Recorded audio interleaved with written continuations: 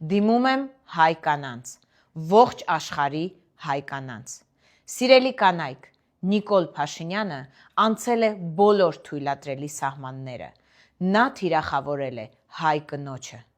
հայ մորը։ Սկզբում նա թիրախավորեց արցախցի կնոջը մետրոյում։ Երեկ նա թիրախավորեց բուժաշխատակից Արփինե Սողոյանին։ Վաղը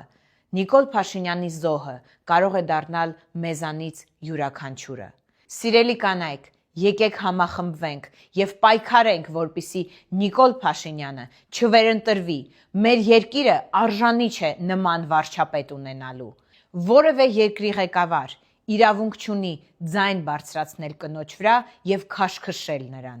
Պատմությունը բազմիցս ապացուցել է, կնոջ ուժը այն միակ ուժն է, որ կարող է կասեցնել անգամ պատերազմները։ Սիրելի կանայք, եկեք համախմբվենք եւ թույլ չտանք այս չարիքը վերարտադրվի։ Եկեք վերջ տանք չարիքին։ Միասին, միահամուռ ուժերով մենք կարող ենք թույլ չտալ, որպեսզի մեր երկիրը նորից նվաստացված լինի եւ մեր կանայք, մեր մայրերը նման իրավիճակներում գտնվեն։ Այսօր ես մեկնարկում եմ արշավ կանայք ընդդեմ Փաշինյանի։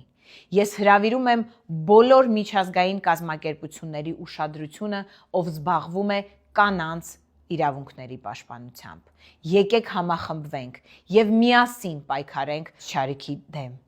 Հայ կինը չպետք է նվաստացված լինի։